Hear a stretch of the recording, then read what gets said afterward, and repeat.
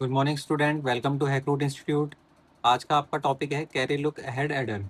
देखिए, ये एक सीओए का बहुत इंपॉर्टेंट टॉपिक है आपका, जो है carry look ahead adder.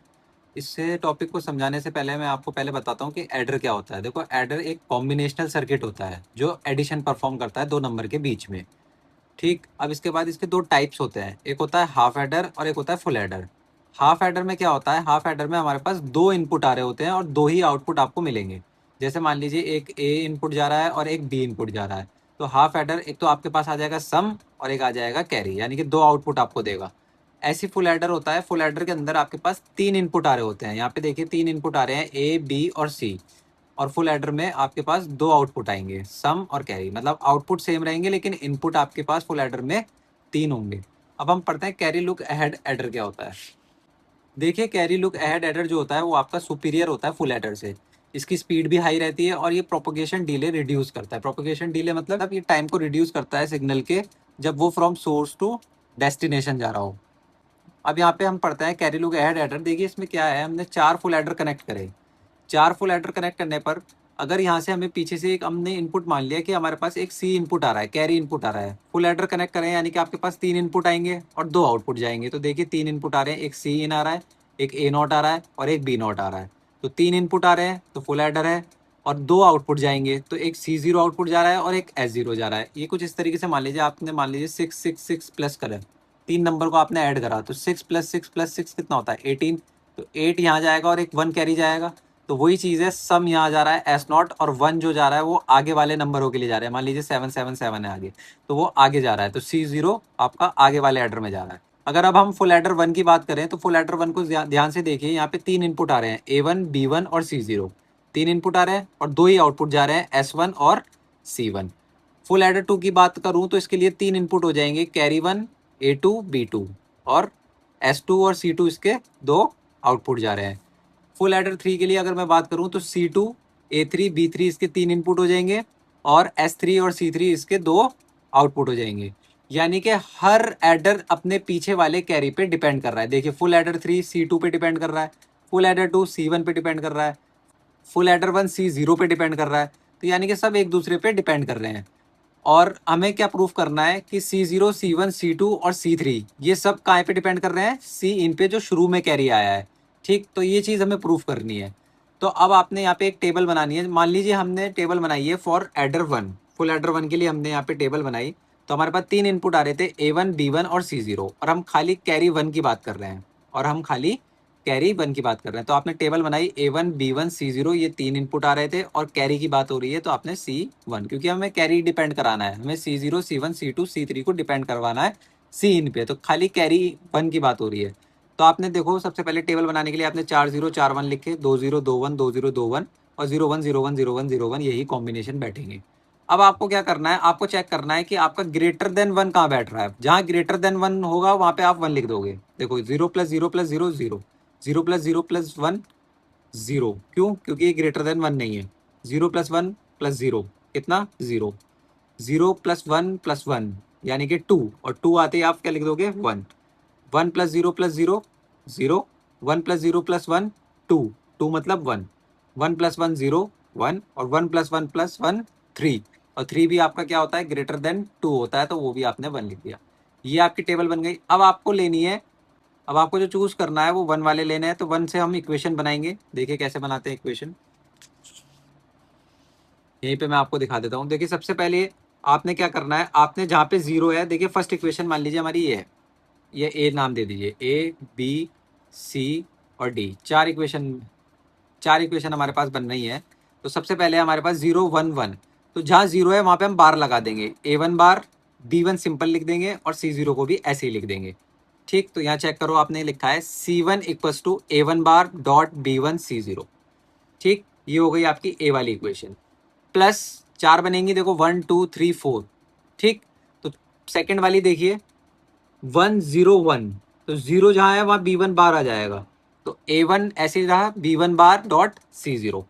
Plus तीसरी वाली देखते हैं। तीसरी वाली इक्वेशन देखिए आपकी क्या आ रही है, वन वन जीरो।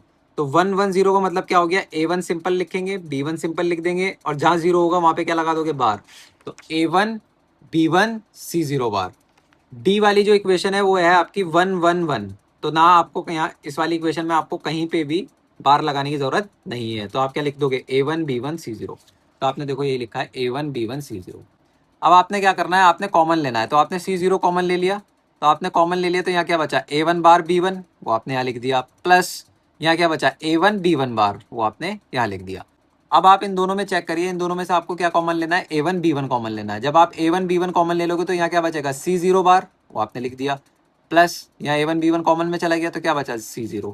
फिर नेक्स्ट आते हैं, फिर आपने क्या करा, नेक्स्ट स्टेप में देखिए, A1 एक्सॉर B1, ये फॉर्मूला होता है A1 एक्सॉर B1 का, प्लस A1 B1 ऐसे ही रहा, C0 बार प्लस C0 ये होता है 1, इसकी वैल्यू क्या होती है 1। तो अकॉर्डिंग टू बुलियन लॉ यहाँ लिखा हुआ भी है C0 bar plus C0 equals to 1।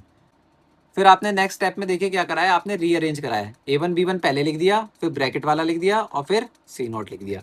इस इक्वेशन को नाम आपने दे दिया 1। अब आपने क्या करा, हर 1 को I से रिप्लेस करा, यानी कि I की वैल्यू आपने 1 रखी है, क्योंकि हमें एक जनरल इक्वेशन बनानी है। तो I को रिप्लेस करो, तो 1 को रिप्लेस करो I से, तो यहाँ पे 1 है, यहाँ I आ जाएगा। तो CI equals to AI BI plus AI XOR BI। C zero को रिप्लेस करोगे, देखो जब जीरो को रिप्लेस करोगे I से, तो I-1 लिखोगे, क्यों, देखो I की वैल्यू क्या है 1, तो 1 I की वैल्यू है और हमें 0 लिखना है, तो 1 - 1 0, तो 1 - 1 0। समझ आया, तो C0 आपने इसलिए लिखा है यहाँ पे। फिर आपने क्या करा, आपने इक्वेशन 2 नाम दे दिया इसका। जो AI BI की वैल्यू आई है, ये है आपकी कैरी जनरेटर, ये है आपकी कैरी जनरेटर। जो आपका ये ब्रैकेट में आया है AI एक्सॉर BI, ये है आपका कैरी प्रोपोगेटर, इसे कहते हैं हम कैरी प्रोपोगेटर। तो इसे बोलते हैं GI और इसे बोलते हैं PI। फिर इसके बाद देखो, आपने इक्वेशन जो बनी है आपकी वो निकली है CI इक्वल्स टू, अब आप इसे रिप्लेस कर दो GI से, तो आपने लिख दिया GI, प्लस इसे रिप्लेस करोगे कहाँ से, PI से, तो आपने लिख दिया PI और CI-1। इस इक्वेशन का नाम आपने दे दिया 3। ये आपकी एक जनरल इक्वेशन बन के आ गई। जो अब आप जो करोगे वो I को बार बार रिप्लेस करोगे, पहले 0 से, फिर 1 से, फिर 2 से, फिर 3 से। तो पहले आपने I को 0 से रिप्लेस करा, देखो करो, तो C0 G0 P0 और 0-1 C-1, ठीक। अब आपने क्या करा, C-1 को आपने C इन ले लिया, लेट करना है C इन। तो C-1 जब आप C इन ले लोगे तो क्या करोगे, तो C0 G0 P0 C इन, इस इक्वेशन का नाम आपने दे दिया 4। अब आपको क्या करना है, आपने 0 को रिप्लेस कर लिया, अब आपने नाउ रिप्लेस I विद 1। अब आपने I को रिप्लेस करा 1 से, 0 से तो आपने कर लिया था, अब आपको I को रिप्लेस करना है 1 से। जैसे ही आप I को रिप्लेस करोगे 1 से, तो यहाँ देखो क्या आएगा, C1 equals to G1 plus P1 C0। देखो I को देखो, यहाँ पे I को रिप्लेस करो 1 से, तो C1 G1 P1, ठीक, और 1-1 0, तो C0। अब आपने C0 की वैल्यू निकाली थी अभी इक्वेशन 4 से, तो वो आप पुट कर दोगे, पुट C0 फ्रॉम इक्वेशन 4, क्या है G0 प्लस P0 C, वो आपने यहाँ लिख दी, G0 प्लस P0 C। देखो C1 ऐसे रहा, G1 ऐसे रहा, P1 ऐसे रहा। C0 की वैल्यू आपने 4 में निकाली थी इक्वेशन 4 में, G0 P0 C, G0 P0 C, वो आपने इक्वेशन 4 से पुट कर दी। अब आप इसे ब्रैकेट को सॉल्व करोगे, C1 equals to G1 plus P1 की पहले अंदर मल्टीप्लाई होगी, तो P1 G0 और फिर P1 की मल्टीप्लाई होगी सेकंड में, तो P0 P1 C, P1 पहले लिख दिया, फिर P0 फिर C। इस इक्वेशन का नाम दे दिया आपने 5।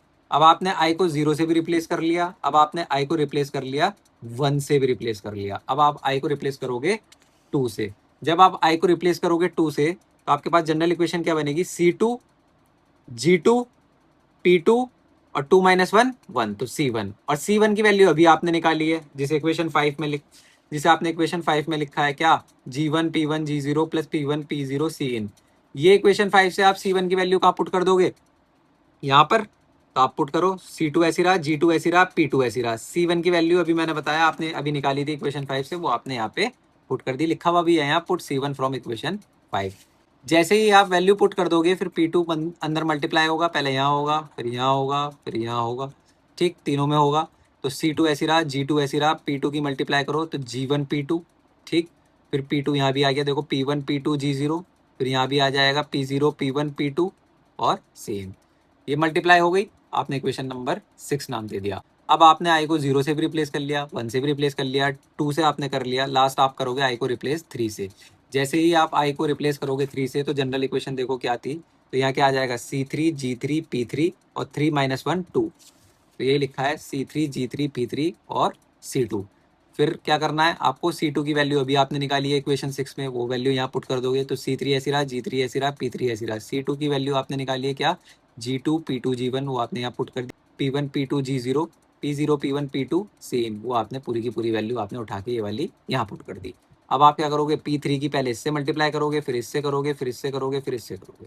तो आपने देखो क्या लिखा है, C3 equals to G3 P3 G2, पहले P3 की मल्टीप्लाई G2 में हुई, फिर P3 की मल्टीप्लाई यहाँ होगी तो P2 P3 G1 हो गया, फिर P3 की मल्टीप्लाई अंदर होगी तो P1 P2 P3 G0 हो गया, फिर P3 की मल्टीप्लाई लास्ट वाले में होगी तो P0 P1 P2 P3 Cn हो गया। अब आप चेक कर सकते हैं फ्रॉम इक्वेशन 4, 5, 6 और 7 में कि सबके अंदर Cin जरूर आ रहा होगा, हर इक्वेशन में क्या आ रहा होगा, Cin। देखो मैं आपको दिखाता हूँ फोर्थ इक्वेशन। देखो यहाँ पे फोर्थ इक्वेशन क्या थी, आपने इक्वेशन नंबर 4 नाम इसका दिया था, जिससे मैं देखो Cin आ रहा है। 5 नाम में देखो जो आपने 5 इक्वेशन दी थी उसमें भी Cin आ रहा है, फिर आपने जो 6 इक्वेशन बनाई थी उसमें भी Cin आ रहा है, और जो आपने लास्ट 7 बनाई है उसमें भी Cin आ रहा है। यानी कि C0 C1 C2 C3 चारों की जो वैल्यू आपने निकाली है वो चारों किस पे डिपेंड कर रही है, Cin पे। देखो C3 में भी Cin है यानी कि ये भी डिपेंड कर रहा है, C2 में भी Cin है यानी कि ये भी डिपेंड कर रहा है। यहाँ चेक करो, C1 में भी Cin है, ये भी डिपेंड कर रहा है, और C0 में भी Cin है यानी कि ये भी डिपेंड कर रहा है। तो यही आपको प्रूफ करना था कि C0 C1 C2 C3 all are depends on Cin। Thank you friends, अगर आपको वीडियो पसंद आई हो तो प्लीज़ वीडियो को लाइक करें, चैनल को सब्सक्राइब करें और वीडियो को ज़्यादा से ज़्यादा शेयर करें।